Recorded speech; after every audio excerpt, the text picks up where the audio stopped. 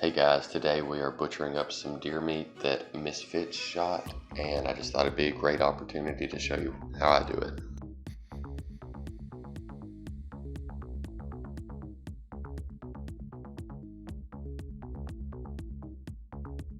So I already did a video on how to get to this part a year or two ago. If you haven't seen that, you can check it out right here. But these are just the hindquarters, the back legs on this deer. So what I do is just follow the individual muscles, and basically all we're really trying to do is get the meat off the bone. I am cutting these bigger pieces into roasts, so I'm being a little bit more careful, but if you were just going to make jerky or hamburger meat, you basically just cut straight to the bone and take it out and then work on the silver skin. It's pretty straightforward. Each muscle is surrounded by some connective tissue that's really tough, so just separate out each individual muscle, and then to remove that connective tissue, you're just going to need a really sharp knife, probably the one you've been using. Just run it just under that silver skin, pick it up, and then just kind of cut it away from the meat. It's pretty easy. These are all big working muscles, so they've got big fibers in them, and they're kind of tough if you just try and cook them as steaks. This is where a lot of people will cut them and cube them and do like country fried steak with them on the bigger pieces. Obviously, like I said, I'm saving the biggest pieces for roast, and then I'm going to do jerky out of the rest of it probably.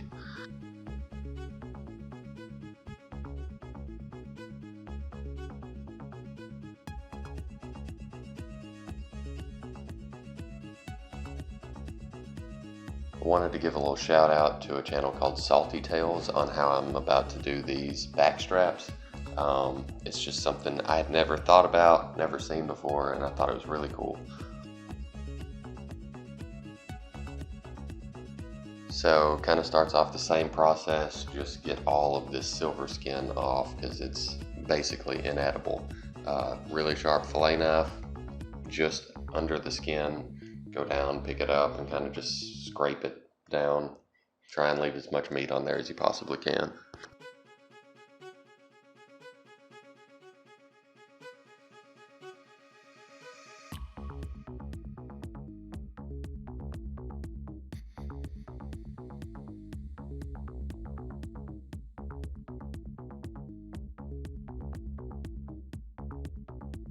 Now, onto the way most people cut these. If you take them and get them processed or something, and you say, hey, I want the backstraps butterflied, they'll cut them about an inch, inch and a half thick, and then butterfly them out again, and you'll have these really thin medallion things, and they taste fine. Nothing wrong with that. But I always wanted a little bit more steak feel to my backstraps, so I would cut them about 4 or 5 inches long and butterfly them the opposite direction. So I'd have like a 1/2 inch thick steak that was like 4 by 6 inches or so. However, Ninja from Salty Tales took a New York strip roast and sliced it the opposite way everyone's thinking about New York strips. And I was like, hey, that's pretty brilliant because it's got the grains running the right way, and then at the end you've got a cut against the grain when you're eating them.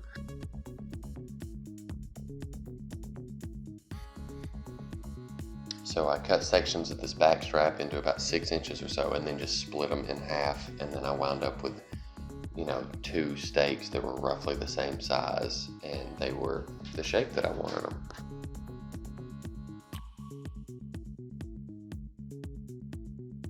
This is already a really tender cut of meat, but I feel like this is just going to take it to the next level, and it's going to still feel like eating a steak. So I have super high hopes for this.